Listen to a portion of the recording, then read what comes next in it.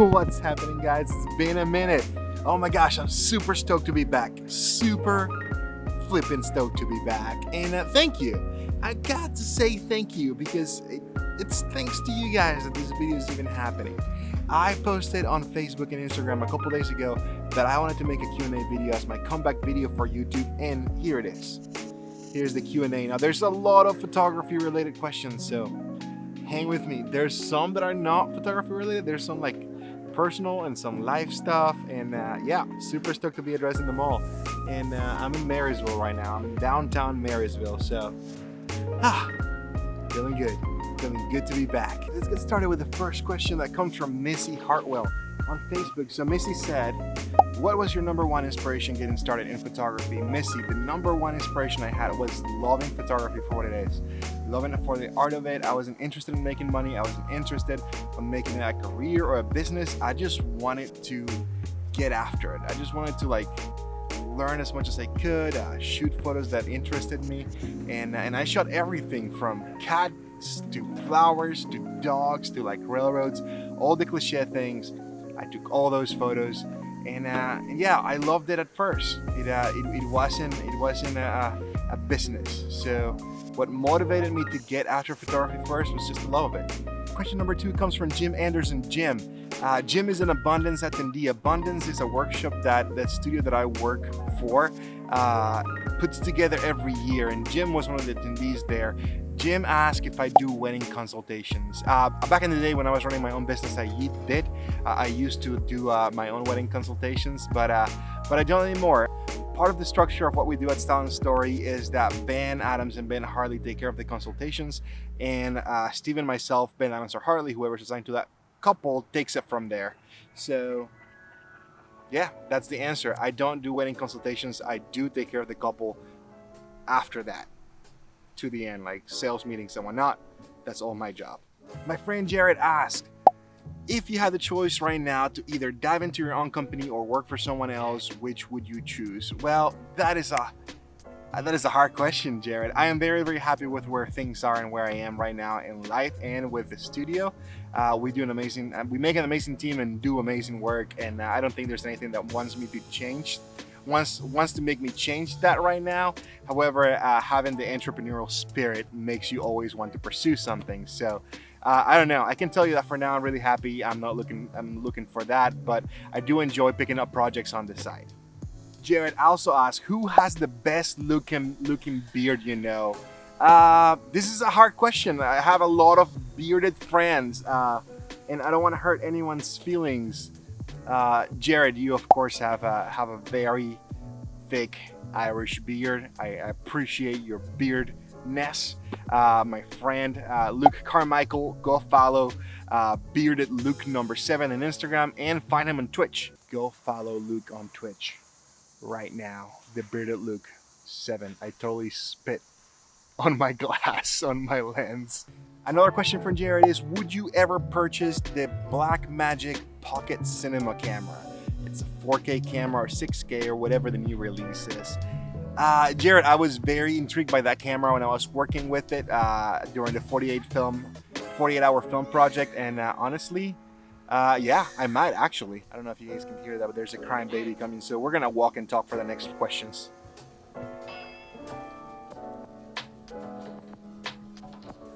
Hey, America. The next question comes from Jim Anderson again, and he asked, for wedding consultations, what is the part of the consultation you can tell makes the biggest impact?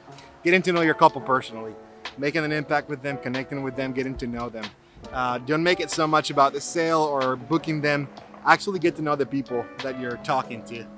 Don't get too worked up on booking the couple. Get to know them first. This is like a good spot to film. The next question comes from my good friend Daniel Lovelace, and he asked, what is your coolest photo hack you've ever learned? Lighting, posing, foreground, background stuff, cool lens tricks, anything. Okay, so one of my favorite things to do during receptions is finding a couple of glasses of champagne or glasses of wine, and hold them both with my hand, kind of cross between each other and shoot through it. That's a quick and easy like foreground element that you can use to give an interesting look to your photographs. I would probably try to do it with anything more. I wouldn't try to do it with anything more or anything less than a 35 millimeter lens or a 50 millimeter. That's when it looks the best. I think it's at 50 millimeters. Another one I can think of is using the Bernizer technique. The Bernizer technique is really cool to use, especially with foreground elements. It's a pano stitch. So what you do is you take an initial photo, you focus on your subject, and then start shooting photos around without losing focus of the subject. So turn that autofocus off or maintain the focus on your subject as you shoot around, and try to shoot that with a compressed lens, or like anything more than a 55 or a 50 millimeter lens would yield the best results for you using that technique. But I'm making a video about this very thing, and I want to spoil it. I don't want to give too much away because I'll be making a video about it. So yeah, stay tuned. My friend Jill from Abundance, another abundance person. This is so great. Thanks so much for chiming in. Jill asked, what is your biggest fear in photography? Photography and life. I am terrified of the ocean. I'm terrified of water. And you may be thinking like, what does that even mean when it comes to photography?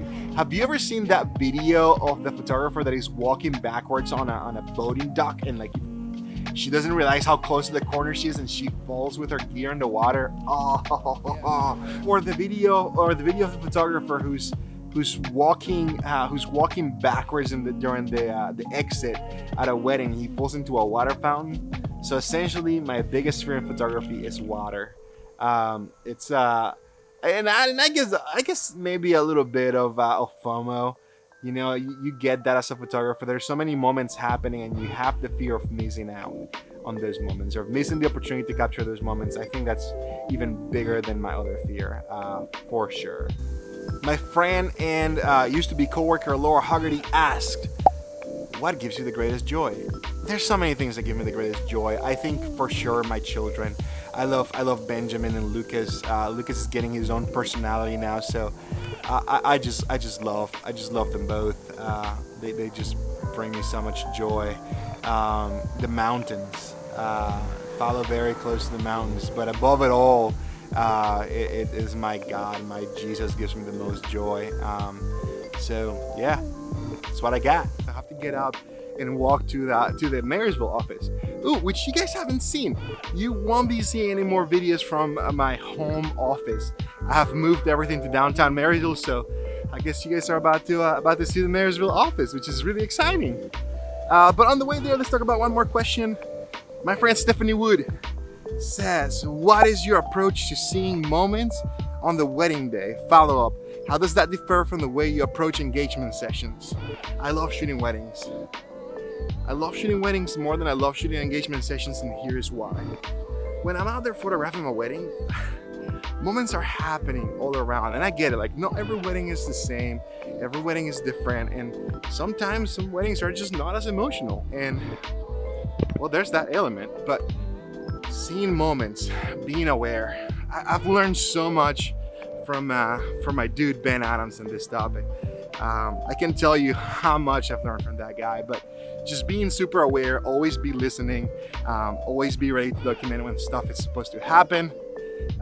Just keep your camera to your eyeball. That is key. As far as engagement sessions, you have to create those moments. Can't stress it enough. Creativity without purpose is boring. So if you're just taking a pretty picture for the sake of taking a pretty picture, that's boring. You have to ignite that couple. You have to give them a reason. You have to give them that emotion to feel. So, whoa, it's getting really bright. Let's adjust this. Whoop, whoop, whoop. All right, let's get to the studio. You see that really tall building over there? My office is like right next to it. There's that little boutique store there. Whoop. Small store. That's where the studio is. So let's go.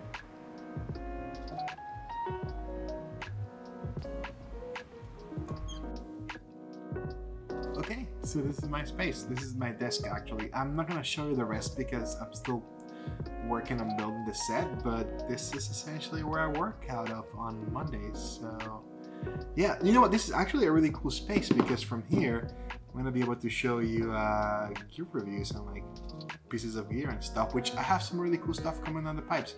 I have a couple people ask me like what the footage looks like out of the XT30, and I do have sample footage. I just haven't made the video for it, so this is where all that is going to be coming out from. So I have one more question from Facebook before I move on to the Instagram questions. The question comes from my friend Tara Maxey, who's like one of my best friends in the whole world. Love you, Tara.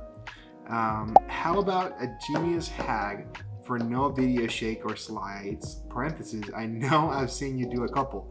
Okay, so I am planning on making a video based on tips and tricks that I picked up along the way that can show you how to do more cinematic camera movements, if you may, like something that is like a little bit more steady without having to spend money on a gimbal. And that video is coming on the pipes, but for now, I guess I can show you this one. All you need is a piece of fabric, a towel, a rag, or something you can put your camera on, place it on top of the table, and then just pull the rag or the fabric or whatever with the camera on it, and just pull it sideways or forward and back to create that push in motion or pull out motion, or the slider motion. If you can have like a solid surface, something like this table, you can definitely make something like that work for you. And yeah, I think that's an easy tip or trick. Also, shooting at 120 frames per second helps. So like a little footage that you've seen from me, at least, it's filmed at 120 frames, which is already steady because it's in slow motion. You essentially just need like a second of steadiness, because a second in 120 frames, well, you get it, it's slow. It's time to wrap it up. We're taking it to the Instagram questions. This one comes from my friend Luke at ALC Productions, and if you're not following him in Ali, you should. You definitely should. There's some, if you're into wedding films or any films at all, like, they're amazing. So question comes from ALC Productions. Why are you so awesome? Dude, because I'm your friend. That's why. I get to pick your brain. I get to see your videos and learn from you. There's one person you can learn stuff from. Go follow or find the Bearded Luke or ALC Productions. Go follow them. Next one is just a sticker that says, I love you, Luke.